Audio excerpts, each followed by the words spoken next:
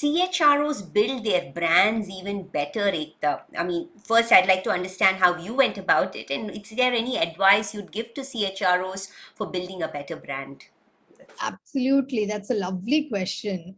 And I want to take my journey back to 2008, which is when I had the first conversation with my then boss in Deloitte, SV Nathan.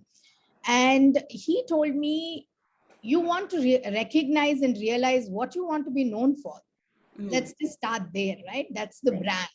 That was the first time someone had a conversation with me saying, you are a brand. Yes. Until then, I was Ekta. It wasn't, that was beginning and the end. But that brought a lot of perspective. I mulled over, I sat down and I thought, I wrote multiple times, I threw away the papers. Finally, I came up to saying that leaders want to be known for a few things. Like, I look up to leaders if they have real high IQ, if they're really very intelligent, I'll look up to them. If they're very empathetic, I may look up to them. But for me, what is it that makes me want to be, right? My brand. I think I want to have be known as someone who can earn respect of people, right? I should be respected. That is something I want. How will I go about doing that? Is naturally to the first learning, which is trust. Yes. I am able to create that in my teams, or in the larger ecosystem, in the larger world, then I guess I will have the respect, right? If I build in my, make people trust me, stand up to my word. If I say something is wrong and I not support that, then yes, I have stood my ground. That's number one. Correct. Number two, I think, how do you move forward building the brand question, Priya, to me is, I have done it by hiring people who are smarter than me, period. I really love to have smart people in my team, intelligent people in my team, hungry people in my team, someone who wants to, someone who raises their hand and says, hey, next role is mine. So I love having people of that nature as part of my team. And that's what I have done.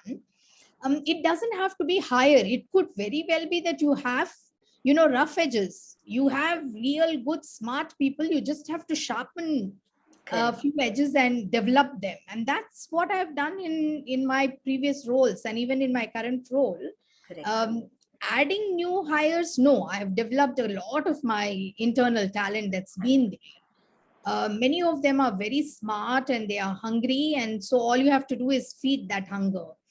Sometimes there is a spark. So just, fire it, give it fuel so it burns, right? Third, I would say is, for me, succession planning is very critical and important. Correct.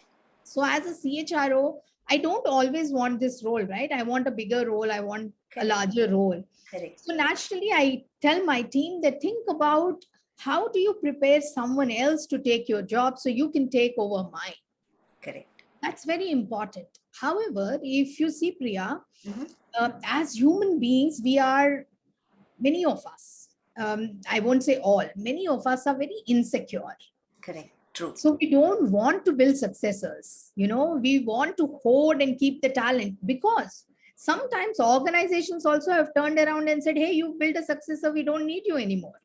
Correct. That's also happened, right? Correct. Therefore, yes.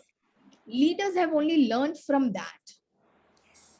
They therefore always hesitated saying, let me not build a successor because my job then is at a risk. But to me, that risk is better than having an organization where you have no one to take your job. Tomorrow, if you're hit by a truck, then God forbid, the organization is at a loss. So that's where I would say that's how I build my brand.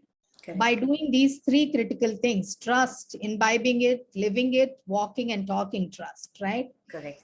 Second is developing strong teams. And the third is succession planning. Correct.